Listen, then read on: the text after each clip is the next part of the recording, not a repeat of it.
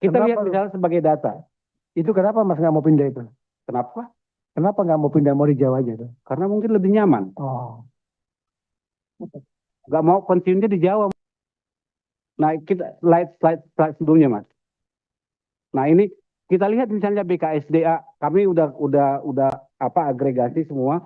BKSDA di Sumatera itu mengelola lahan 1,4 juta hektar kawasan konservasi.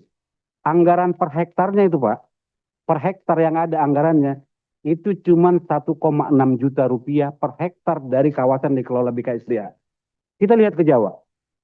Jawa itu hanya mengelola 140.000 hektar. Tapi anggaran per hektarnya Pak 117 juta rupiah per hektar. Nggak benar ini kita mengelola hutan ini. Atau kalau ke Papua lebih parah lagi Pak. Anggarannya itu hanya 60.000 rupiah per hektar. Jadi uang itu terpusat. Orang itu tuh. Jadi hutan kita tuh nggak diurus selama ini sebenarnya. Sebentar ya, saya informasikan, memang betul Kementerian Kehutanan kemarin mengusulkan 4,9 triliun. Saya marah kalau gini bubarin aja Kementerian Kehutanan, soalnya hutan masih bagus. Akhirnya kita teman sepakat kita nambah 10 triliun. Terima kasih. Makasih Pak Daro. Tapi sebarannya nih Pak. Sebarannya, jadi cuma uangnya gitu. Saya cukup ini ketika melakukan operasi kehutanan di Papua, jadi anggaran kehutanan banyak. Tapi ternyata di Jakarta juga uangnya Pak. Masuk ke, kita lihat Taman Nasional slide berikutnya. Taman Nasional yang mewakili. Kita lihat misalnya Taman Nasional Kerinci Sebelat. Itu ada cakupan per orang petugas di Taman Nasional Kerinci Sebelat itu mencakup hampir 9.000 hektar. Uang yang tersedia di Taman Nasional Kerinci Sebelat 24.000 rupiah per hektar. Kita ambil ke Gede Pangrango. Satu orang di Gede Pangrango itu mengcover hanya 160 hektar. Jauh sekali.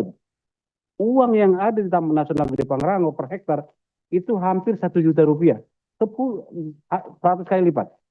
Jadi ini ada yang soal nih, dan ini mestinya nanti ke Papua lebih parah lagi. Jadi angkanya ada di situ. Jadi yang kami sebutkan, yang poin kami adalah bahwa ternyata hutan kita nggak ada yang ngurus selama ini, Pak.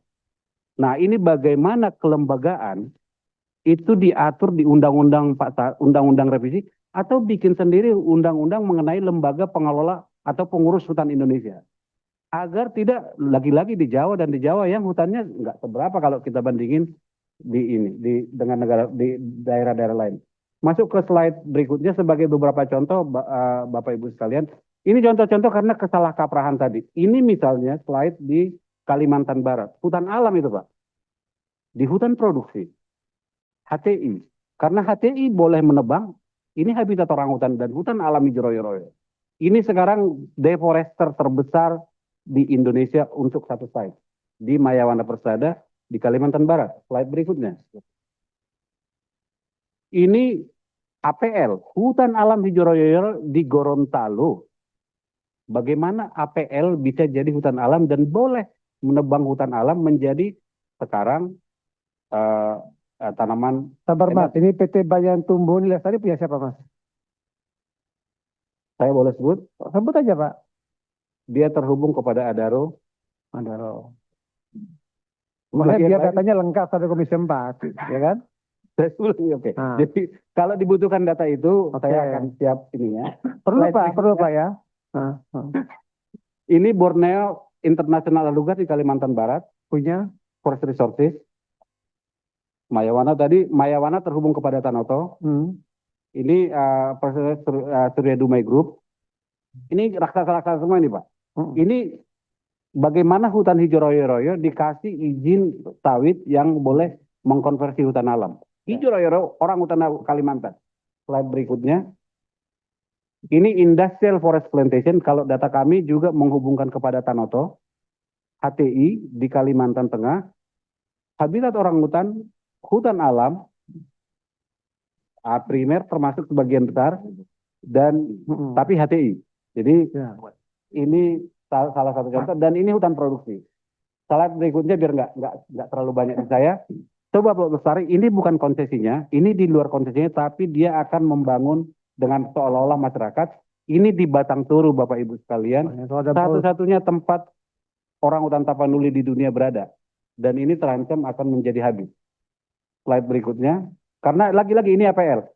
Ini di Bengkulu, hutan alam, Sekarang izin tambang emas PT Energi Swadinamika Muda, hutannya begitu Pak, tapi karena dia hutan diturunkan dari hutan lindung ke hutan produksi, boleh tambang 30%, Pak Darori tahu aturannya, ada persentase dan segala macam, ini hutan begini akan jadi tambang emas. Jadi ini kesalahkaprahan kita melihat hutan karena kita berfokus pada kawasan hutan tadi dan kita melupakan tutupan hutan. Saya pikir itu mudah-mudahan sederhana, mudah-mudahan bisa secara mendasar merubah perspektif Undang-Undang Kehutanan ke depan. Makasih Bapak Ibu sekalian.